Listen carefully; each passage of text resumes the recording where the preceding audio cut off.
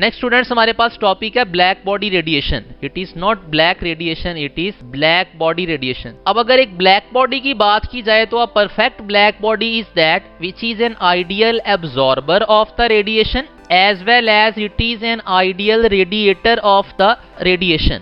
मतलब कहने से मुराद, अगर एक ऑब्जेक्ट जो है वो ब्लैक बॉडी के तौर पे हम उसको जो है वो यूज कर रहे हैं, तो उस ऑब्जेक्ट के अंदर ये एबिलिटी होनी चाहिए कि उसके ऊपर जितनी भी रेडिएशंस हम इंसिडेंट करें वो सारी की सारी रेडिएशंस एब्जॉर्ब करे, और फिर जब सूटेबल कंडीशंस हों तो उनके करस्पॉन्डिंग जब एक्सटर्नल टेम्परेचर जो है और उस ब्लैक बॉडी का टेम्परेचर के दरमियान डिफरेंस हो तो वो सारी की सारी रेडिएशंस जो उसने एब्जॉर्ब की थी वो सारी की सारी रेडिएशंस एमिट भी कर दे।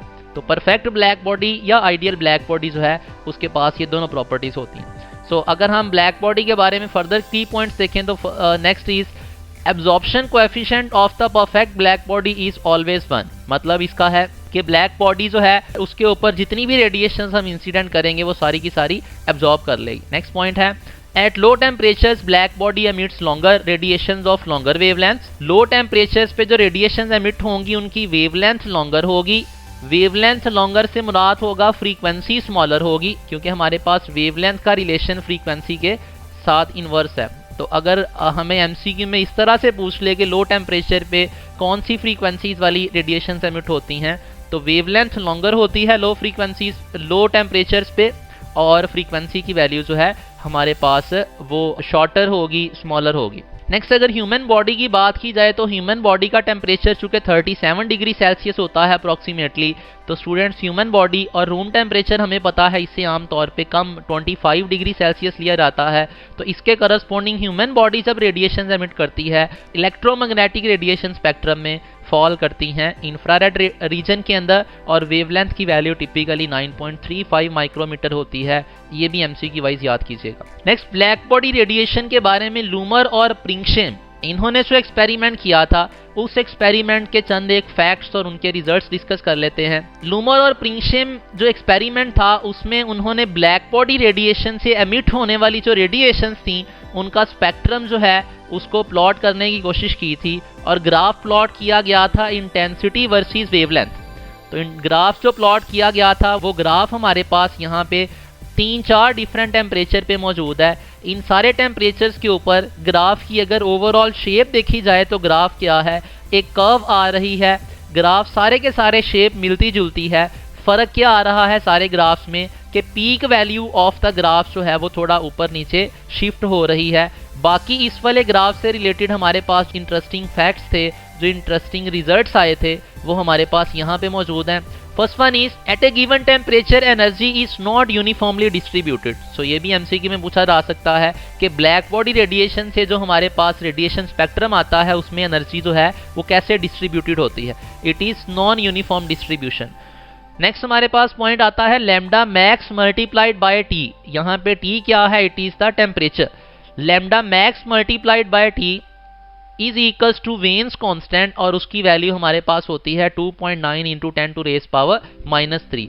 अब इस लैम्डा मैक्स का मतलब है lambda max is the wavelength corresponding to the maximum intensity. For example अगर मैं इस ग्राफ की बात करूं जो कि T is equals to 1650 kelvin पे प्लॉट किया गया है, इस ग्राफ का पीक वाला पॉइंट है ये वाला। इस पीक पॉइंट के बिल्कुल नीचे यहाँ पे जो भी लैम्डा की वैल्यू होगी उस लैम्डा की वैल्यू को मैं नाम दूंगा इट इज लैम्डा मैक्स। इसका मतलब ये नहीं है कि ये वेवलेंथ की मैक्सिमम वैल्यू है, इसका मतलब है कि it is that wavelength corresponding to which intensity is maximum. क्योंकि इस ग्राफ के अंदर वेवलेंथ तो फर्दर भी हमारे पास इस वैल्यू से ज़्यादा वैल्यूज भी इस डायरेक्शन में मौजूद हैं, लेकिन इस लैम्डा मैक्स का मतलब है it is the wavelength corresponding to maximum intensity. तो सेकंड हमारे पास जो रिजल्ट आया था दैट वाज कि मैक्सिमम वेवलेंथ और टेम्परेचर की प्रोडक्ट जो थी दैट वाज कांस्टेंट। उस कांस्टेंट का नाम वेन कांस्टेंट है। अब इस रिलेशन से रिलेटेड भी हमें न्यूमेरिकल टाइप एमसीक्यू पूछे जा सकते हैं। टेम्परेचर की वैल्यू मेंशन करके लैम्डा मैक्स पूछा जा सकता है and vice versa.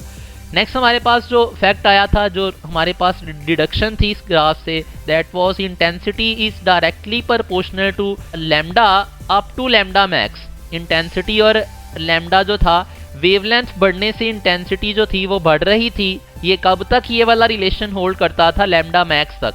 After lambda max क्या हो गया था, दोनों का रिलेशन इनवर्स हो गया था। ये वाली चीज़ भी यहाँ पे हम ग्राफ से एनालाइज कर सकते हैं कि अगर इसी वाले ग्राफ 1650 वाले टेम्परेचर वाले ग्राफ की ही बात की जाए तो इस ग्राफ के अंदर हमारे पास यहाँ पे ग्राफ राइजिंग कर्व है जब तक हम लैम्डा मैक्स तक जाते हैं। लैम्डा मैक्स के बाद क्या हो रहा है, इंटेंसिटी डिक्रीज करना शुरू होगी जैसे जैसे फर्दर वेवलेंथ बढ़ रही है। तो ये हमारे पास रिजल्ट आ गया जी। नेक्स्ट हमारे पास है एरिया अंडर द कर्व। अगर यही इंटेंसिटी डिस्ट्रीब्यूशन डायग्राम में एरिया अंडर द कर्व की बात की जाए तो स्टूडेंट्स याद रखिएगा, एरिया अंडर द कर्व हमारे पास रिप्रेजेंट करता है energy per unit time per unit area. इस चीज को हम नाम देते हैं एनर्जी इंटेंसिटी। ग्राफ के अंदर जो चीज प्लॉट की गई है वो पावर इंटेंसिटी है, यहाँ पे एरिया जो हमें प्रोवाइड करेगा that will B energy intensity, और इसको हम E से रिप्रेजेंट करेंगे। और इस E का रिलेशन अगर टेम्परेचर के साथ देखा जाए तो E का रिलेशन टेम्परेचर के साथ था, E was equals to sigma multiplied by T raise to the power, यहाँ पे 2 नहीं है, यहाँ पे 4 है। This is the relation, E is equals to sigma into T raise to the power 4। मतलब energy per unit time per unit area is directly proportional to 4th power of the temperature. मतलब अगर यहाँ पे हम MCQ wise analyse करना चाहें तो अगर ब्लैक बॉडी का टेम्परेचर वो कहते हैं हमने डबल कर दिया, तो टेम्परेचर डबल करने से जो energy per unit time per unit area है उसकी वैल्यू कैसे इफेक्ट होगी। टेम्परेचर डबल किया तो 2 की पावर 4 टाइम्स जो है वो हमारे पास E जो है वो चेंज होगी, जिसका मतलब है हमारे पास E की वैल्यू 16 टाइम्स हो जाएगी। यहाँ पे सिग्मा जो है वो हमारे पास स्टीफन्स कांस्टेंट है, इसकी वैल्यू भी आप याद करेंगे। अब एमसीक्यू देख लेते हैं ब्लैक बॉडी से related. First one is by doubling the temperature of black body. तो टेम्परेचर डबल करने से स्टूडेंट्स हमारे पास लैम्डा मैक्स पे क्या फर्क पड़ेगा, इस रिलेशन के अकॉर्डिंग टेम्परेचर डबल करेंगे तो लैम्डा मैक्स क्या हो जाएगा, हाफ हो जाएगा। नेक्स्ट हमारे पास if the temperature of a black body is half, temperature अगर हाफ करें तो energy radiated per second per square, यहाँ पे स्क्वायर वाटर नहीं है स्क्वायर मीटर है, दिस इज स्क्वायर मीटर। तो energy radiated per second per square meter becomes, तो इसमें हमारे पास आंसर जो है टेम्परेचर की वैल्यू अगर हाफ करेंगे तो इस रिलेशन के according E is equals to sigma T raise to the power 4। जब टेम्परेचर हाफ करेंगे तो 1/2 की पावर 4 टाइम्स E की वैल्यू चेंज होगी, और E डैश का जो आंसर आएगा इट विल बी 1/2 की पावर 4 लेंगे तो इट विल बी 1/16। तो हमारे पास यहाँ पे आंसर बन जाएगा 1/16। नेक्स्ट स्टूडेंट्स हमारे पास टॉपिक है ब्लैक बॉडी रेडिएशन से जो स्पेक्ट्रम अचीव हुआ था, उस ब्लैक बॉडी रेडिएशन के स्पेक्ट्रम की एक्सप्लेनेशन जो थी वो इलेक्ट्रोमैग्नेटिक वेव थ्योरी जो है वो सक्सेसफुली उसकी एक्सप्लेनेशन नहीं कर सकी थी। तो उसको सक्सेसफुली फिर एक्सप्लेन किया था प्लांक ने। हमारे पास इसको डिस्कस कर लेते हैं, प्लांक्स की अजम्पशन क्या थी और उसने क्या क्या फिर फाइनल रिजल्ट्स बनाए। First point is energy from a black body is radiated in the form of discrete packets, जिसको प्लांक ने नाम दिया था क्वांटास का। उसने कहा था एनर्जी जो है वो एमिट होती है in the form of a small packets, जिनको उसने क्वांटास बोला था, rather than as a continuous wave. Secondly उसने बोला था is quanta possesses a particular frequency f and a particular energy, जिस फ्रीक्वेंसी और एनर्जी का जो रिलेशन था that was E is equals to HF। ये प्लांक ने रिलेशन दिया था, और यहाँ से हमारे पास एनर्जी का और फ्रीक्वेंसी का रिलेशन था, energy was directly proportional to F। Students यहाँ पे ये भी याद रखिएगा, प्रीवियसली जो हमने फॉर्मूला लिखा था E is equals to sigma T raise to the power 4, उस फॉर्मूला में ये E एनर्जी नहीं थी, ये energy per unit time per unit area थी, लेकिन यहाँ पे ये वाला E जो है इट इज एनर्जी। और प्लांक्स कांस्टेंट की वैल्यू की अगर बात की जाए it is 6.63 into 10 to raise power -34 joule into second. यहाँ पे ये हमारे पास प्लांक कांस्टेंट की वैल्यू। और सेकंड पॉइंट अगर प्लांक्स कांस्टेंट के बारे में एमसीक्यू वाइज देखा जाए तो याद रखिएगा प्लांक्स कांस्टेंट है same units as that of angular momentum. अब आइंस्टाइन ने एक्सटेंड किया था प्लांक्स का आइडिया, और उसने पोस्टुलेट किया था दैट टाइनी पार्टिकल्स और bundles of energy are integral part of the radiation and can not be subdivided. He named the quantas as photon. और उसने फर्दर अपनी E is equals to MC square वाली equation, energy mass interconversion वाली equation से जो है वो energy, frequency और मोमेंटम को यूं रिलेट किया था। E वॉज इक्वल्स टू, ये हमारे पास रिलेशन था, E was equals to MC square इसमें हम इसको लिख सकते हैं E is equals to M C multiplied by C. ये मैस और स्पीड की प्रोडक्ट बन जाएगी मोमेंटम, तो एनर्जी बराबर आ जाएगी मोमेंटम इंटू सी। यहाँ से हमारे पास एनर्जी का रिलेशन मोमेंटम के साथ आ गया। इसी में अगर हम E इज इक्वल्स टू हम इसको एक्सप्रेस फर्दर करें तो हमारे पास E आ जाएगा एच सी ओवर लैम्डा। यहाँ पे हमारे पास एनर्जी और वेवलेंथ का रिलेशन बन गया। सिमिलरली मोमेंटम का रिलेशन अगर हम यूज़ करके ये वाला h ओवर लैम्डा मोमेंटम का रिलेशन विद वेवलेंथ देखें वो भी आ गया। तो इन शॉर्ट हमारे पास एनर्जी, फ्रीक्वेंसी और मोमेंटम आपस में डायरेक्टली प्रोपोर्शनल थे और हमारे पास ये सारी चीज़ें वेवलेंथ के इन्वर्सली प्रोपोर्शनल थी। नेक्स्ट स्टूडेंट्स हमारे पास जो है चंद एक शॉर्टकट्स हैं जो हम याद करेंगे अगर हमें न्यूमेरिकल टाइप प्रॉब्लम दे दे। E is equals to H F वाले फॉर्मूले से related, E is equals to H C over lambda वाले फॉर्मूले से रिलेटेड, हमारे पास P is equals to H over lambda वाले फॉर्मूले से रिलेटेड, वो शॉर्टकट्स देख लेते हैं।